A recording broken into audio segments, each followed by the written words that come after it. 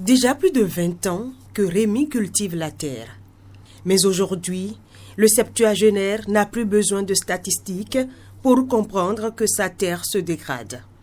Ce matin, dans son champ de plus de 3 hectares, situé à Kabolé, un village de la commune de Glazoué, il nous expose la situation.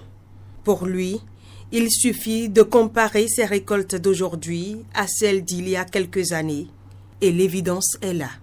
Comparé à 20 ans, la production va en déclin parce qu'on a constaté que les sols s'appauvrissent de jour en jour.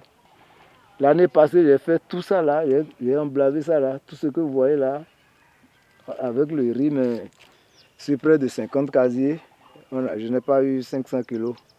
Alors que normalement, sur un casier comme ça, le minimum, c'est 250 à 300 kilos. Sur un seul casier, 400 mètres carrés. Ce constat, Vincent, un ami de Rémi, lui aussi producteur, l'a fait.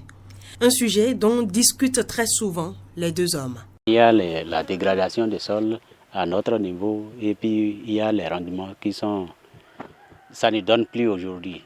Des rendements en baisse dus à des sols de plus en plus appauvris.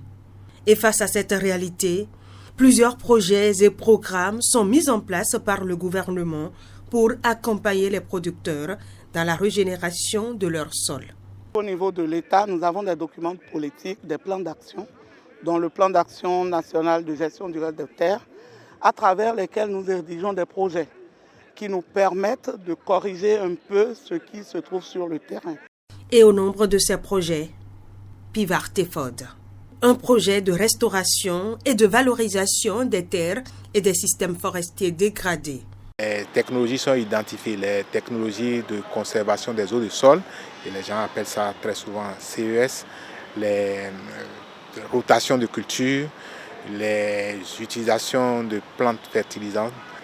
Je prends par exemple le mokona est une légumineuse dotée d'une grande capacité de fixation de carbone dans le sol. Et vous avez le pois d'Angole. Les légumineuses généralement ont cette capacité-là. Donc nous encourageons les populations à s'investir dans la rotation de culture et dans l'expérimentation de ces genres de légumineuses.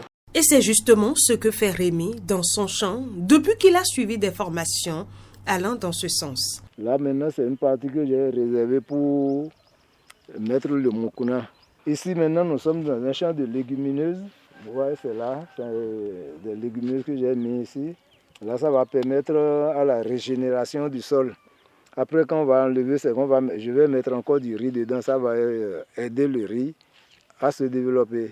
Dans son champ de Kabolé, Rémi compte désormais sur ces solutions naturelles pour redonner vie à ces sols de plus en plus fragilisés.